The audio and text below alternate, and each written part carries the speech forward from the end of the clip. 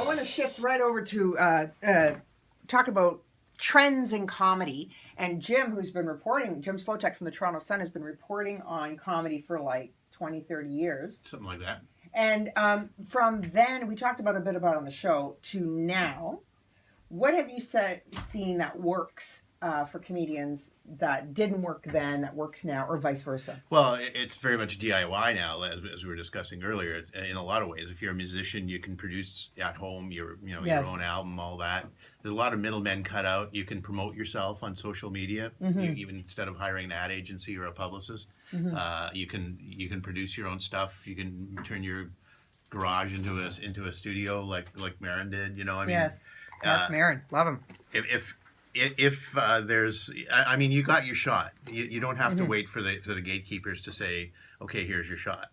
You'll be the one out of the 100 people we saw who gets a shot. You create your own shot. It's like everybody who wants a shot. Does it, guys, is it more people trying to be comedians now? Oh, yeah. Yeah. And here's the problem is, because of all that, a lot of people think they can become stars in their bedrooms. Yes. That's a real YouTube problem. This is not mine. I heard this on the Green Room from Patrice O'Neill. It was like Yes. the most potent thing. He was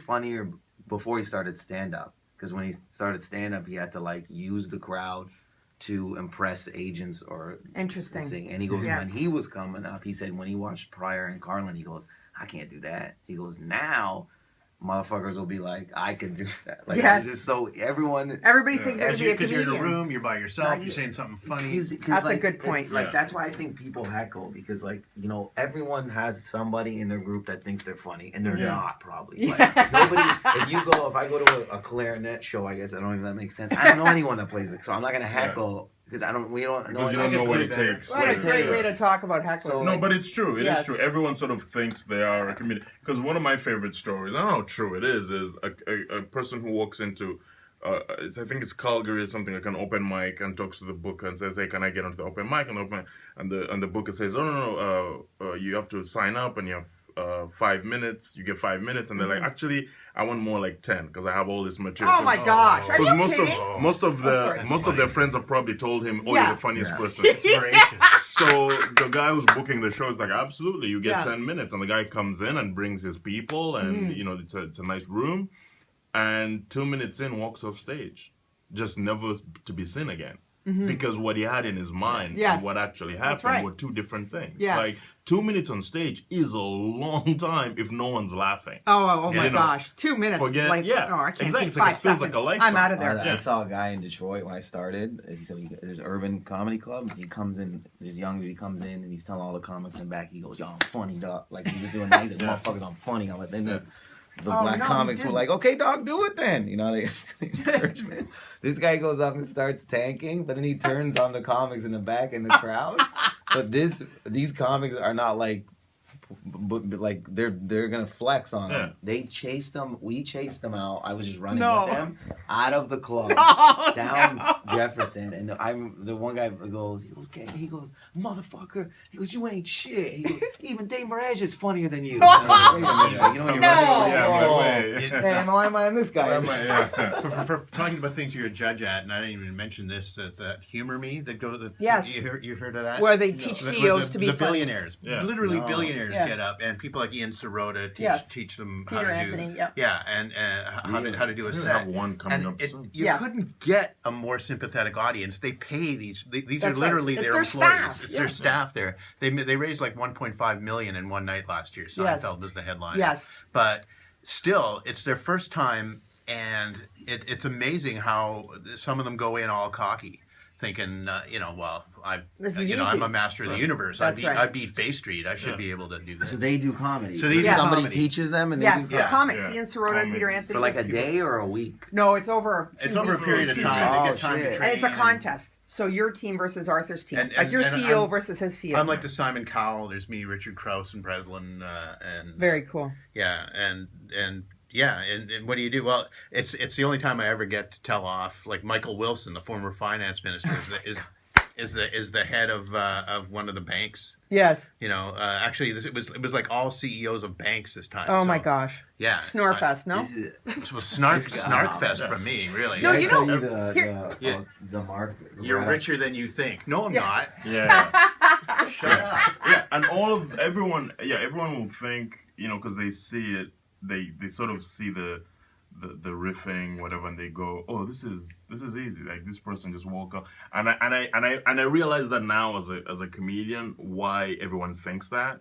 Because I remember watching Derek Edwards, who's one of the funniest people, oh my gosh. and I love. We have to have him on. Everybody talks about it. So I'm doing this fancy event I think we're in Winnipeg, and Derek is the headliner, and he goes up on stage, and his first 5 minutes was about leaving the airport and the process of leaving the airport, getting your luggage and checking into the hotel, and that was the first 3 to 5 minutes of his particular set. And I'm sitting in the green room and I'm trying to figure it out. I'm like, is this a real, like, this happened today, or is this a bit that's written? And I couldn't tell. Wow. I couldn't tell the difference. And I'm already doing stand-up. So, like, Wow. I was trying to look for the point where I'm like, oh, this is a bit. Yes. And I couldn't tell. Yes. It genuinely felt like he was talking about what happened 3 hours ago. And for all it could be, it was a bit that was written in ahead. And I was like, oh, so this is why everyone thinks they can do it. Because this is a man on stage talking about his trip into the city when it's possibly years and years of crafting. Storytelling is very difficult to do. And Brian swearing. Regan is about swearing. Yeah. So many open micers just come out and drop F-bombs and think that's an automatic laugh. But they also get, like, I remember we were at a house party in Woodbridge with a comedian and his friends, was with Alex Pavone and his friends. Yes, We're all he's hilarious. hanging out in the backyard of this party, and it's me and another comic, Mark the Bonus, and Yes. we're drunk. And Mark the Bonus has shish kebab skewers in his mouth or something. I And love Mark. the guy's dad shows up. He comes back home, and he's this Italian guy. I think he's Italian. He comes in, and someone goes, "Oh, the comedians!" And he's standing up, like, there's a bunch of people, but we're sitting on these chairs, and the dad's like, "Oh, where are the comedians at?" And then they're like there, and this guy starts ripping us, like, and applause breaks. Everyone in the party's like, and we're bombing. We're like, we can't get a word in. And I'm like, Mark, we gotta step it up. And Mark's like, don't worry, I got it. I go, this guy's killing us. And he goes, don't worry, I got it. And then it dies down. And then the voice has the skewers. And the guy's, what? And he goes, nice socks, buddy. And I'm like, that. And I go, that was your... That's your comeback. That's your comeback. That all was you a had? non-comic. It lasted for, like, I don't know how long. And we waited, like, everyone was waiting. Like, these guys are going to get this old man with these, like, shorts. He was tan. Buried us in the backyard. Okay, well, here's a perfect setup for the contest we're going to be doing on this show called the Funniest Person I Know contest. It is not open to pro comics or amateur, because we have them on the show anyway. It's just somebody you know who's funny, like this guy, like you were talking about. So you nominate them through our social media. We'll be telling you more about it in the coming weeks. And one of the big prizes will be a guest spot on the show, amongst some other prizes. And so stay tuned for the Funniest Person I Know, because there are some people, this is basically giving an opportunity for the people who think they're funny. Right. And also who probably have chops and just need a little push to get out there. And you never know it'll be the next big comic. You just never know, right? Yeah. Some people do it when their friends push them to do it, or something like that. But it's also just a fun little thing. So stay tuned for the Funniest Person I Know contest. We did that with Norm Macdonald when I started in this business. I was hired by the Ottawa Citizen. Norm and his friends were among the first people I met, and he was just living in his parents' basement doing hot knives. And just one of those guys that would just crack you up every night. We would buy him beer because he never had money, just because he was so damn entertaining. And we finally convinced him to do an open mic at the Yuck Yucks there. And within a year, he was on the gala Just for Laughs. Oh my gosh. It's crazy. Jim, like that's they say, a great story, you need man. 10 years. No, Norm was like, bam. Yeah, he was just that Norm guy, is though. so funny. That's He's hilarious so that funny. he had no money.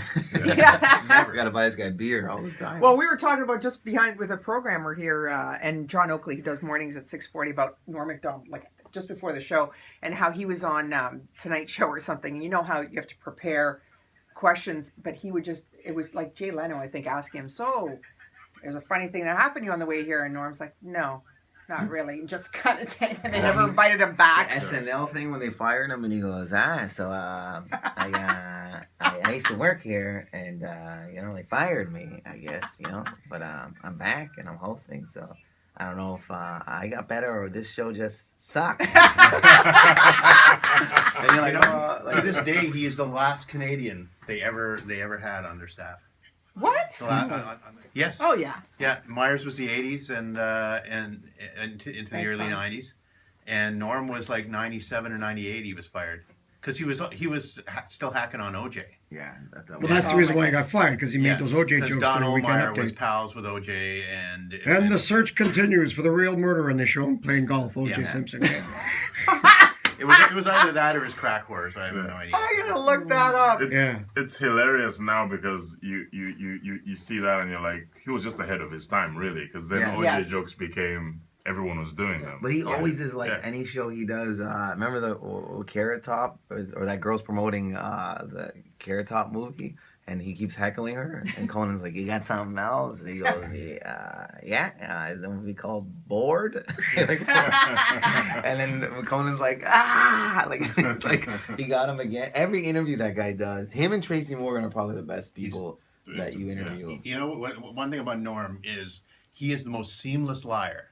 He will put anybody on, and he put on when he did that sitcom Norm, where he played an ex-hockey player. He put on like 130 journalists in a press conference saying that he played junior hockey for the Ottawa 67s and that he played against Wayne Gretzky. Well, I knew him in Ottawa. I knew he wasn't playing junior hockey.